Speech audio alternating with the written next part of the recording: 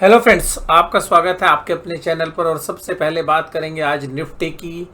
Nifty में आज एक बहुत अच्छी शुरुआत देखने के लिए मिली और रीज़न था डाउ जोन्स के अंदर 400 पॉइंट से ज़्यादा की तेज़ी। और इसके अलावा जो ग्लोबल मार्केट्स है वहाँ से भी एक अच्छे जो है हमारे को एक्सपीरियंस मिल रहे थे कि भाई अच्छा होगा आज। और बाज़ार सुबह खुले एक मजबूत नोट के साथ, बहुत ही पॉजिटिव नोट के साथ, और 24396 के ऊपर बाज़ार खुले। लेकिन इससे पहले जो हमारा बाज़ार था कल तक, तो ऐसा लग रहा था कि बियर्स जो हैं जो बाज़ार को कंट्रोल किए हुए हैं, और ऐसा है कि एक बार बाज़ार को नीचे धकेलने के लिए जो है वो तैयार है। लेकिन आज हुआ उसका उलट। उलट कैसे हुआ? पहले गए बाज़ार नीचे।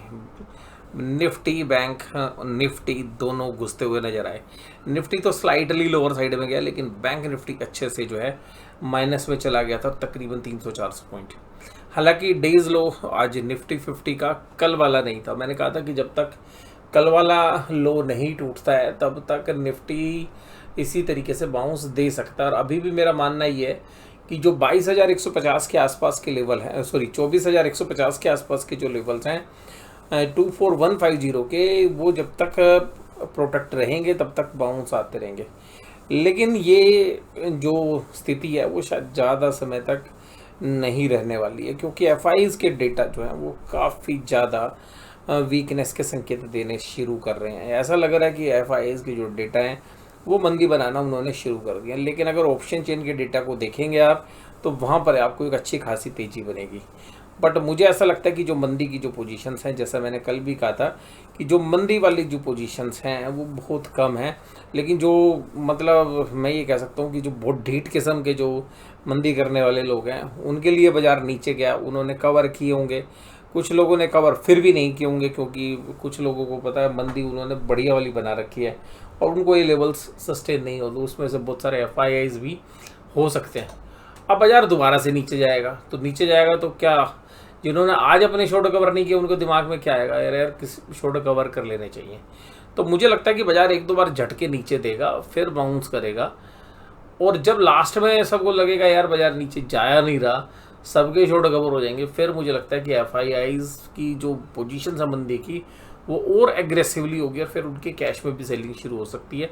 इसके अलावा जो वो कल एफआईआईज और डीआईज के दोनों के पॉजिटिव डेटे थे बाइंग के, तो जो एचएनआई इन्वेस्टर है वो भी जो है ताक लगा के बैठा हुआ है कि भाई मुझे भी माल बेचना है, लेकिन मैं मौके का इंतज़ार कर रहा हूँ। तो अल्टीमेटली बाज़ार में एक बिकवाली आनी है, लेकिन बाज़ार इंतज़ार कर रहा है किसी एक ऐसी न्यूज़ का जिसके ऊपर सेल किया जा सके। यानी कि एक रियल फियर अगर दिखेगा बाज़ार में, तभी कुछ फंडामेंटली तो बड़े प्लेयर्स जो है सेल करने के लिए तभी एग्रेसिवली आएंगे। बाज़ारों में ऊपरी लेवल पर एक रेजिस्टेंस है। अगर आप कैंडल स्टिक्स को भी देखेंगे तो आप जो स्क्रीन पे देख पा रहे हैं दोनों कैंडल्स, ये दोनों कैंडल्स जो हैं आपको बता रही हैं दोनों दिन बाज़ार नीचे से कवर हुआ, लेकिन फिर भी जो ओपनिंग प्राइस था उनको होल्ड नहीं कर पाया। तो आज की अगर हम निफ्टी 50 की भी बात करें तो बाज़ार अपने जो भी ओपनिंग प्राइस था उनको होल्ड नहीं कर पाया, इसलिए कैंडल रेड है। बट दूसरी जो पॉजिटिव चीज़ है वो ये है कि नीचे से बाज़ार बाउंस बैक कर रहा है। अब क्योंकि ये रिजल्ट सीजन वाला मंथ है, तो इसमें गहमा गहमी अच्छी वॉलेटिलिटी शायद अभी अभी और बढ़ती हुई नज़र आएगी। इसके अलावा बजट भी है, तो दोनों चीज़ें बड़ी जो है वोलाटाइल करेंगी बाजार को। आज जो तेज़ी थी वो आईटीसी, टाटा मोटर्स और एसबीआई जैसे शेयर्स में थी। कमजोरी कहाँ से आ रही थी? Bajaj finance, Mahindra and Mahindra, Larsen. Bajaj finance आज भी कमज़ोर रहा। एडवांस डिक्लाइन रेशियो आज तेजी वालों के साथ थे। निफ्टी 50 की अगर हम बात करें तो 81 पॉइंट्स का कंट्रीब्यूशन रहा, लेकिन जो आज बाजार गिया रहा वो बाजार ने जो 51,800 के आसपास सपोर्ट है उसको भी तोड़ा, लेकिन वहाँ होल्ड नहीं कर पा रहा था। तो अल्टीमेटली बाजार 51,800 के आसपास ही रहा। और आज वीकली एक्सपायरी थी, तो निफ्टी के तेजी वाले शेयर्स ने जो थे निफ्टी में तेज़ी नहीं कर पाए, तो उन्होंने कहा बैंक निफ्टी के शेयर्स को पकड़ लेते हैं जिससे कि निफ्टी की भी तेज़ी मेंटेन हो सके। लेकिन फिर भी आईसीआई बैंक और एचडीएफसी बैंक दोनों कमज़ोर थे, लेकिन उसके बावजूद भी जो बाकी कोटक, एक्सिस या इंडसइंड जैसे जो शेयर्स थे उनको पॉजिटिव ला पाने में बड़े प्लेयर्स सक्सेसफुल रहे। और इसीलिए जो है बाज़ार में लास्ट के आधे घंटे में एक अच्छी रिकवरी देखने के लिए मिली। लेकिन फिर भी निफ्टी 50 की भी कैंडल्स जो है ये बता रही है कि भाई निचले लेवल से तो बाज़ार को उठा लिया गया, लेकिन फिर भी जो ओपनिंग प्राइस है उनके ऊपर बाज़ार को बंद नहीं कराया जा सका। तो अल्टीमेटली यहाँ पर अभी ऐसा लग रहा है कि जो डिस्ट्रीब्यूशन है वो चल रहा है ऊपरी लेवल पर, इसी तरह की उठापटक होंगी, लेकिन अल्टीमेटली एक बढ़िया वाली मेजर प्रॉफिट बुकिंग शायद बहुत ही जल्द आपको इस महीने के अंत तक या अगले महीने में बढ़िया वाली मतलब इस साल की सबसे बड़ी प्रॉफिट बुकिंग शायद आपको देखने के लिए मिलेगी। हालांकि इलेक्शन रिजल्ट के ऊपर भी देखिएगा आया था, लेकिन वो एक सडन रिएक्शन था। लेकिन अभी हमें लग रहा है कि जो आएगा वो क्लोजिंग बेसिस पर आएगा, 2-4-10 दिन 15 दिन जो बियर मार्केट है वो सस्टेन करेगी, बाजार रीएडजस्ट करेगा अपने आप को, और उसके रीजंस होंगे अर्निंग्स भी, और बजट में भी देखिएगा पॉजिटिव तो क्या आएगा भाई। सरकार ने अपने खर्चे बढ़ाने हैं। खर्चे क्यों बढ़ाने हैं भाई?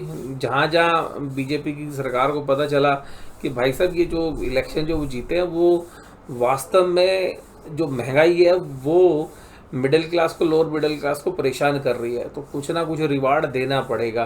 तो स्टेट के भी जो इलेक्शंस हैं वो भी आने वाले हैं, तो अल्टीमेटली बजट में कुछ ऐसी अनाउंसमेंट आएंगी जो प्रो जो है मिडिल क्लास हो या लोअर मिडिल क्लास हो, और जो बीपीएल कार्ड होल्डर्स हैं उनके लिए हो।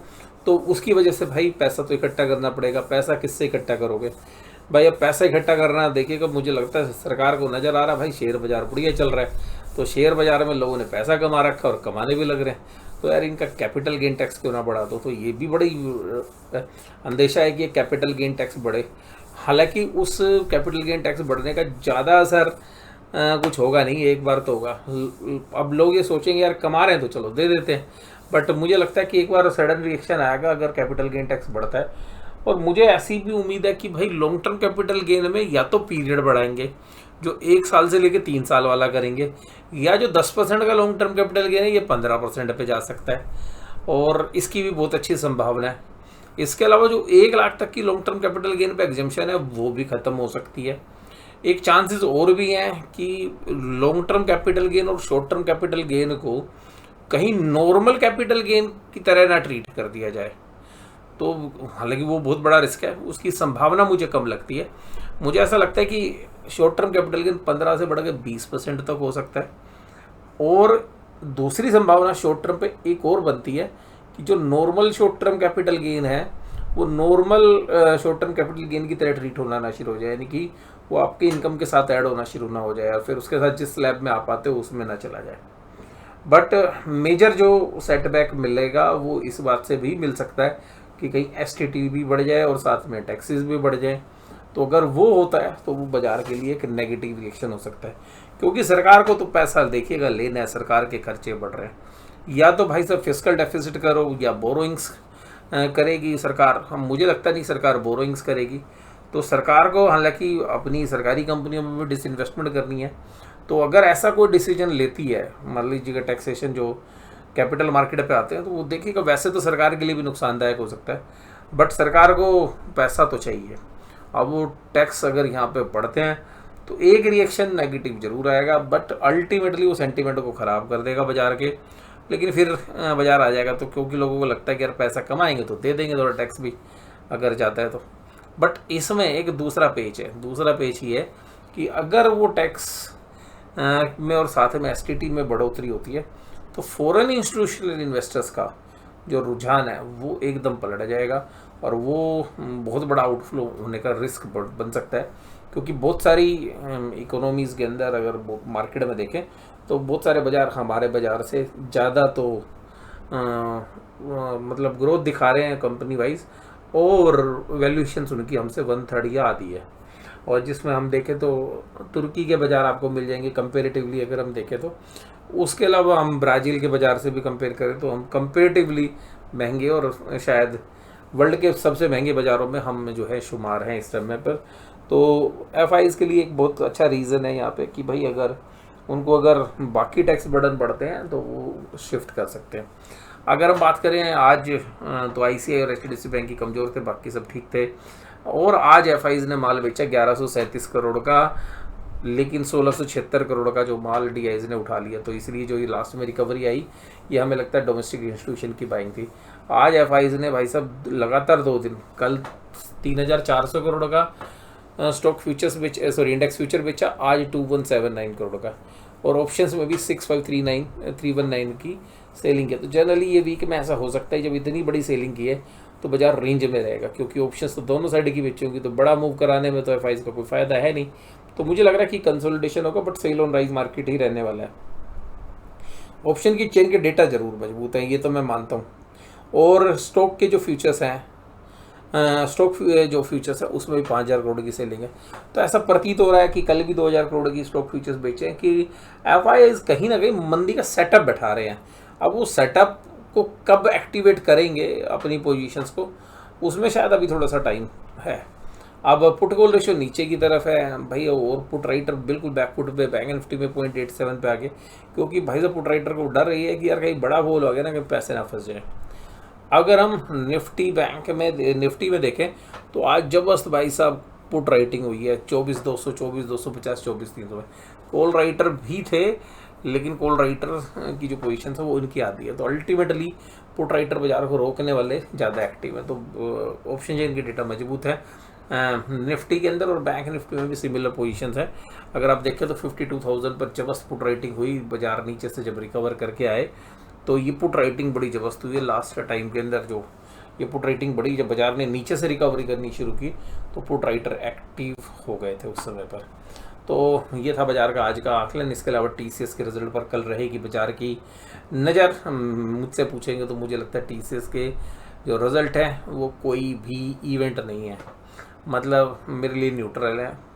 अब न्यूट्रल तरीके से बाजार देखिए अब टीसीएस को अब क्या रिस्पेक्ट देता है, बट मुझे लगता है कि हाँ 3600 रुपये के आसपास अगर टीसीएस आता है किसी भी वजह से, तो वहाँ पर पुट ऑप्शंस बेचने की हम उम्मीद कर सकते हैं। तो कुछ क्योंकि हमें लग रहा है 3600 के आसपास बेस है, तो वहाँ पर मैं ख़रीदारी तो शायद ना करूँ डायरेक्टली, लेकिन पर मुझे ऐसा लगता है कि 3400, 3500, 3600 के आसपास की जैसा जिसकी रिस्क कैपेसिटी है, तो जो तेज़ी करने वाले प्लेयर्स हैं वो शायद पुट राइटिंग करते हुए नज़र आ सकते हैं, और डिलीवरी बेस बाइंग भी वहाँ पर देखने के लिए मिल सकती है। लेकिन अगर 4200 और 4300 के आसपास टीसीएस के भाव होते हैं तो वहाँ पर हमें लगता है कि भाई एक अच्छी सेलिंग अपॉर्चुनिटी से थोड़ा सा टाइम फ्रेम मतलब 1 से 1.5 महीने का रख के वहाँ पे शायद फ्यूचर शॉर्ट करने वाले लोग भी एक्टिव हों, कॉल बेचने वाले भी एक्टिव हों, और जिनके पास पोर्टफोलियो में शेयर्स हैं वो भी एक बार प्रॉफिट बुक करें शायद टीसीएस में, क्योंकि टीसीएस में डिविडेंड भी मात्र 10 रुपये का ही आया है। तो हालांकि पिछली बार 9 रुपये था, इस बार 10 रुपये। तो कुल मिला के रिजल्ट में कोई एक्साइटमेंट नहीं थी टीसीएस के रिजल्ट में, और जो चैलेंजेस हैं वो बीएफएसआई स्पेस में है।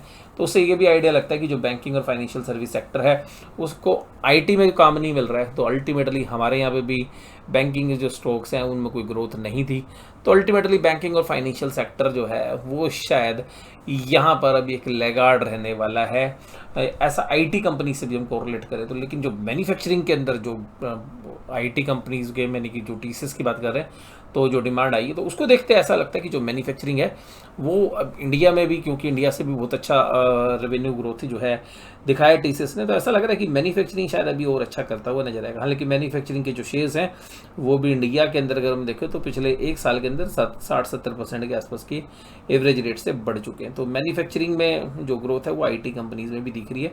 वहाँ से अगर हम कोरिलेट करें तो आईटी के अंदर जो मतलब रेवेन्यूज़ आ रहे हैं आईटी के अंदर वो मैन्युफैक्चरिंग सेक्टर से काफ़ी ज़्यादा है। टीसीएस की बात अगर हम करें तो मैन्युफैक्चरिंग पे लग रहा है कि अभी शायद थोड़ा फोकस और रहेगा, लेकिन मैन्युफैक्चरिंग के जो वैल्यूशंस हैं इंडिया के अंदर अगर हम देखें तो थोड़े से स्ट्रेच वैल्यूशंस लग रहे हैं।